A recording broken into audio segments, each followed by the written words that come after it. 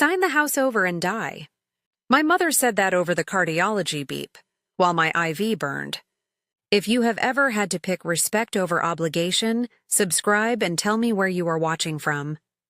My name is Maya, I am 33, and I am a respiratory therapist at St. Agnes Medical Center. The day that changed everything was June 18, 2024, when I was the one in a hospital bed. By 7 p.m., my oxygen cannula itched, the morphine made the ceiling smear, and my mother leaned close with a pen already uncapped. She called it a mercy, which is one word for theft. I bought the little blue house at 1142 Willow Glen last year, 840 square feet. One brass key on a red ribbon I keep tied to my bag. The ribbon matters later. People ask if this was sudden. It was not. It was a pattern that wore grooves. At 12, I watched my mother borrow my camp savings envelope. $52 and a Polaroid gone. She said I owed her for food and roof. I slept in a damp basement that smelled like pennies and mildew, and I did not argue. At 19, she used my social security number to open a store card.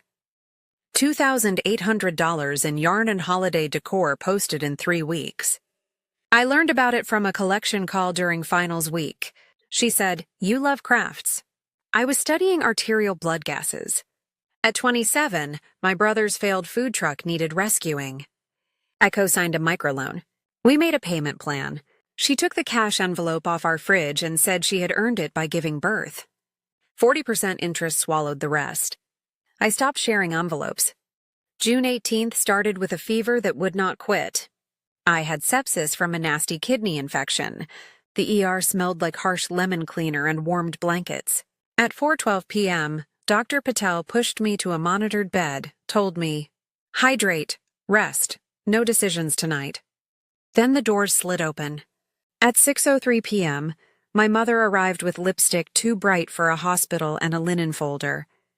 A friend of hers, a notary named Dee, followed like a shadow. I saw the gold seal peeking from a page and felt colder than the IV saline.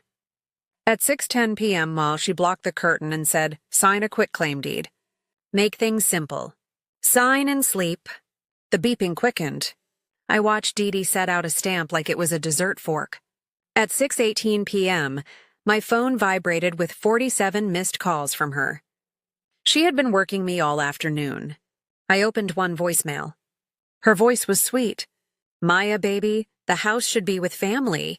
You do not want to leave me with mess." I was dehydrated, febrile, and high on pain meds, but I was not insane. I read the title on the top page. Quitclaim Deed, parcel number 73, 1142 WG. The second page said transfer for consideration of $1. That dollar made me want to throw up. Here is where the receipt part starts. Dr. Patel stepped into the doorway at 6:21 p.m. He saw the folder. He said, "No legal documents while the patient is impaired." My mother smiled past him. She said, "We have a notary. It is lawful." Dr. Patel nodded once and looked at me. In that look, I felt him ask permission. I blinked twice. He tapped his breast pocket and said, "For your safety, I am hitting record." He lifted his hospital-issued dictation phone, the kind we use for orders. He read the timestamp out loud. June 18th, 6:22 p.m., patient alertness decreased, visitors present. My mother did not understand what he had just done. I said, "Mom, I am not signing my house over." She leaned down and whispered into my ear, "Sign the house over and die peaceful. Or die and let probate eat it." She thought the monitor would drown her words. The recorder heard every single one. I turned to Dee. "You know this is coercion." Dee did not look at me. She looked at the gold seal. She asked if I could hold the pen at 6:25 p.m. I could. I used it to call the nurse. Nurse Zora came in with fresh ice water. She saw the folder and pulled the privacy curtain fully open. She said, "We keep legal out until the social worker arrives. She can make a wall sound like a rule and a rule sound like a wall." The ask and the insult started to sizzle. My mother called me ungrateful. She said that she had already told Auntie Lee in the cousin group chat that the house was moving to her name. My brother texted, Finally, some fairness. The problem needed a name I could aim at. I called it Operation Red Ribbon, after the key I kept tied to my bag. I pictured it each time my resolve wavered. The plan was simple on paper. Step 1. Get competent in writing. Step 2. Stop any signature from happening while I was impaired. Step 3. Document everything. Step 4. Bring in official eyes. At 6:40 p.m., I asked for the hospital social worker. At 6:43 p.m., I texted my friend Jacob, who is a paralegal at Helms & Carter Employment and Family Law. I wrote, "Need a patient advocate, plus advice on a quitclaim attempt." Recording in hand. Jacob replied, "Do not sign. Ask for capacity evaluation in chart. I am calling." He also wrote the words that became our mantra. No signatures under fever. The ally truth teller in this story is not Jacob, though. It is my niece Lila, who is 9 and has eyes like headlights. At 7:12 p.m., my mother had dragged her along like a prop. Lila tugged the red ribbon on my bag and whispered, "Auntie, that's your brave string. Grandma does not get your brave." The room hushed. Even the monitor softened. That line anchored me to the bed in a good way. Jacob put me on a 3-way call with a staff attorney, Ms. Rowan. She said, "You have the right to refuse. If anyone attempts to notarize, that is invalid due to lack of capacity." She asked me to repeat after her. I declined to sign any legal documents while hospitalized. Note that in the chart. Dr. Patel wrote the exact sentence into my electronic medical record at 7:18 p.m. Then we escalated remotely. I opened the cousin group chat named Family Circus. I typed, "No house transfer. Any document signed in hospital is invalid. Attempted coercion recorded. Do not come to my room without social worker present." My brother fired back, "Mom deserves security after what she's done." I replied, "Security is not theft." Auntie Lee posted a prayer hand emoji. I posted a screenshot of the recording's timestamp and the title of the deed with the parcel number. The chat went quiet for 9 minutes. At 7:40 p.m., the in-person confrontation began. The patient advocate, the social worker, and hospital security stood at my curtain. Dr. Patel clicked stop on the recorder and secured the file in my chart with a note. Visitor attempted to obtain signature for real estate transfer. Patient declined. Recording attached with patient consent. My mother tried to pass the folder around them like a plate of cookies. Security said one line that stayed with me. "Our policy is care first. Legal later." They asked Dee Dee for her notary stamp ID. She gave a number I wrote down. I could still grasp a pen. It felt like grabbing a handle on a cliff. The social worker asked, "Are you attempting to pressure the patient to sign a legal document?" My mother laughed in a way that made the laugh sound like a cough.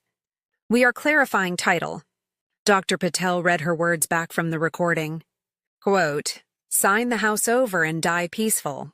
End quote. That is not clarification. Dee Dee's face went pale. She said she would recuse herself. She put the stamp back in her purse under both hands like she was hiding a small animal. Security escorted her to the elevator. I said my decisive line with witnesses present. "Mom, you are not welcome in my room without the social worker. You will not contact me about property again." I asked the unit clerk to note visitation limits. The clerk nodded, eyes steady. The chart pinged. Jacob texted me a draft letter at 8:05 p.m. It was a notice of trespass for my property and a notice to cease and desist any attempt to interfere with title. He also included a draft petition for an emergency protective order, citing undue influence and harassment. I breathed easier even with the fever. A piece of paper can be a life raft when everyone wants your signature on theirs. The fallout was not instant, but it was steady. On June 19th, Ms. Rowan filed an emergency protective order. It restricted my mother from entering 1142 Willow Glen or contacting me directly for 14 days. The judge said one sentence that rang like a bell. The court finds a credible threat of unjust enrichment. I repeated those words to myself while I sipped broth. On June 21st, we sent a formal grievance to the Secretary of State regarding Dee Dee's notary conduct. We attached the audio transcript and a copy of her stamp ID. On July 3rd, I received a letter. Her notary commission was suspended for 1 year pending remedial training. The letter listed Section 421119 of the State Notary Code. I framed that letter, not for gloating, for proof that the world has rails sometimes. On June 28th, Jacob filed a notice of owner's affidavit with the county recorder, reaffirming that I held fee simple title and that no transfers were pending. It was boring legal armor. Boring armor is the best kind. On July 12th, my mother posted a long status on Facebook about ungrateful children. She called me a leech. I did not engage. Jacob flagged the post and sent a second cease and desist with an anti-harassment clause. She deleted it 2 days later without apology. On August 1st, I was back at work on the floor at 7 p.m., passing by a ventilator that hummed like a fridge. Dr. Patel caught me by the supply closet and asked, "How is Operation Red Ribbon?" I told him we were compliant and boring. He smiled and said the line he uses for all our patients when we win small. Stable is a victory. There were numbers attached to the consequences. Dee Dee paid a $750 administrative penalty and lost 1 year of commissions. My mother had to pay court costs of $216 when the protective order became a 1-year no-contact order on August 15th. My title search on September 9th confirmed no encumbrances. The county billed me $68 for the affidavit. I paid it with a grin. I did make one decision my lawyer did not script. On August 20th, I drove to 1142 Willow Glen, set the brass key on the kitchen table, and tied a new ribbon. The old red one was frayed. I picked a tougher weave and a deeper red. I named it out loud while standing in the empty kitchen. Brave string. Round 2. That was not for the court. That was for 12-year-old me who lost a camp envelope in a basement that smelled like pennies. 2 weeks later, Lila drew me a house with a red bow and handed it over at the park. She said, "I told Grandma we do not take keys that are not ours." I hugged her and said, "Keep saying the obvious out loud. It saves lives." On October 4th, I met my mother in a small conference room at Helms & Carter. There was a mediator, Ms. Chen, and a pot of weak coffee. I set my brass key on the table. My mother looked older than she did in June. I said, "Mom, we can have a relationship if you accept 3 boundaries. No money, no property, no lying on my name." Ms. Chen wrote those 3 bullets on a whiteboard. My mother rolled her eyes and asked if I remembered who raised me. I said, "I remember. This is me raising myself now." Ms. Chen nodded. It felt like stamping a passport at a new border. We signed a mediated agreement. If she violated the no-contact clause, the court would extend it by 1 year and impose a fine of $300. If she attempted any property interference, we would seek damages and attorney fees. It was not revenge. It was scaffolding. I wish I could say we laughed and hugged. We did not. We left with paper and a plan. Sometimes closure looks like a door with a good deadbolt. At home that night, I looped the deeper red ribbon through the brass key and tied a square knot. I laid it on the kitchen table I bought used for $40 from a teacher who retired. There is no head at that table. Everyone sits even. I like it that way. Here is the line I want to end on. Respect is not owed just because someone fed you. Respect is earned once, and boundaries earn it again.